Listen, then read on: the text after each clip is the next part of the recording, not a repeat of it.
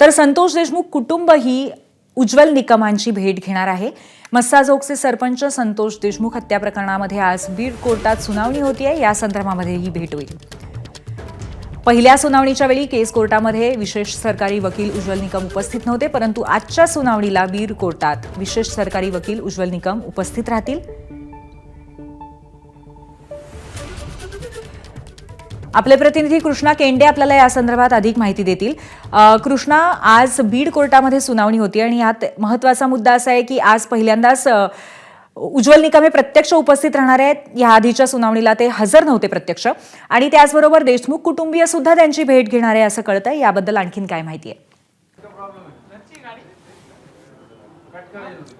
साधारणतः 11 वाजता आजच्या सुनावणीला सुरुवात होईल। उज्ज्वल निकम हे या सुनावणीसाठी उपस्थित राहणार आहेत। अगदी काही वेळापूर्वीच SITचे जे प्रमुख आहेत बसवराज तेली, त्याबरोबर किरण पाटील आणि या सगळ्या प्रकरणाचा सुरुवातीपासून तपास करणारे अनिल गुजर, हे तीनही अधिकारी आता हे जे विश्रामगृह आहे या ठिकाणी उज्ज्वल निकम यांच्यासोबत संवाद साधत आहेत आणि सगळ्या प्रकरणाची उज्ज्वल निकम ह्या बारकाईने त्यांच्याकडनं माहिती घेत असून आज पहिली सुनावणी आहे।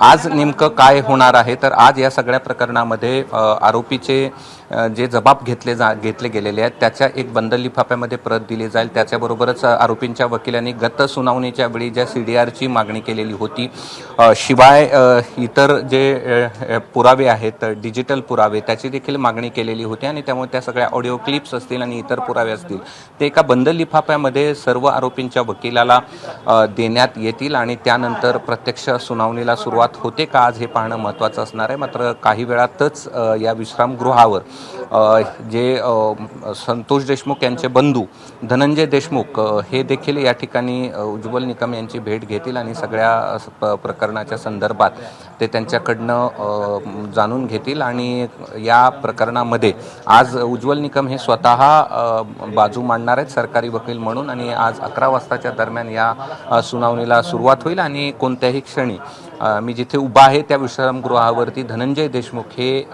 उज्ज्वल निकम यांची भेट घेऊ शकतात। पूर्वी धन्यवाद कृष्णा। या संदर्भामध्ये वेळोवेळी अर्थातच अपडेट घेत राहू। धन्यवाद आपण दिलेल्या माहितीबद्दल। दरम्यान आरोपींना फाशीची शिक्षा व्हावी अशी मागणी धनंजय देशमुखांनी केली आहे। आज काय झालं पाहिजे म्हणण्यापेक्षा या संपूर्ण प्रकरणात हे जे सगळे आरोपी आहेत त्या आरोपींना फाशी झाली पाहिजे, आणि त्या अनुषंगानं जे सरकारी वकील आहेत, सगळी टीम आहे ती त्याच अनुषंगानं याच्यामध्ये आहे आणि ती शिक्षा होणार।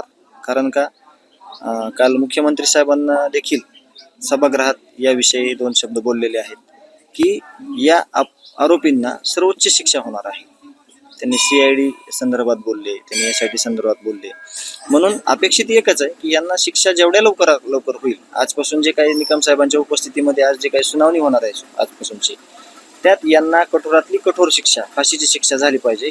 धनंजय देशमुख हे विशेष सरकारी वकील उज्ज्वल निकम यांच्या भेटीला पोहोचले। सगळ्या गोष्टी सुनावणी दरम्यानच कळतील की आज काय होणार आहेत, पण अपेक्षा हीच आहे सुरुवातीपासून आतापर्यंत आणि शेवटपर्यंत की आरोपीला लवकरात लवकर फाशी झाली पाहिजे। तुम्ही आता उज्ज्वल निकमांची भेट घेताय, काय त्याच्या मागचे कारण आहेत आणि काय? काहीच कारण नाही। हे प्रकरण जे आहे त्याविषयी 2 मिनिटं आम्हाला त्यांना बोलायचं आहे, मी त्यांना बोलणार आहे आणि याची सविस्तर चर्चा नंतर करणार आहे। सगळे कबुली जबाब आहेत ते नाही, त्यांच्या सुरक्षेचं खूप मोठं कारण आहे, त्यांचं खूप बिझी शेड्यूल आहे, ते या सुनावणी दरम्यान आलेले आहेत आणि आज आम्हाला एक सहज त्यांची भेट घ्यायची आहे 2 मिनिट, आणि नंतर आम्हाला जी काही सविस्तर चर्चा आहे या प्रकरणाविषयीची सगळी त्यांनी आम्हाला वेगळा वेळ दिलेला आहे।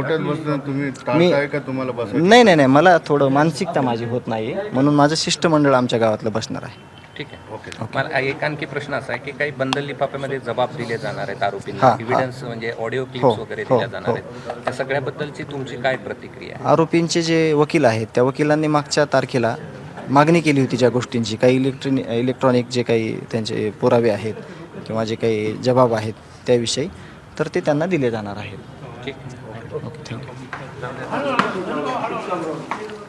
तर विशेष सरकारी वकील उज्ज्वल निकम यांच्या भेटीसाठी धनंजय देशमुख पोहोचलेले आहेत आणि त्यांनी आपलं मत व्यक्त करताना असं म्हणलं की ही केवळ 2 मिनिटासाठीची भेट असणार आहे। यावरती सविस्तर चर्चा नंतर पुन्हा एकदा उज्ज्वल निकम यांची भेट घेऊन ते करतील, त्यामागे काहीही विशेष असं कारण नाहीये।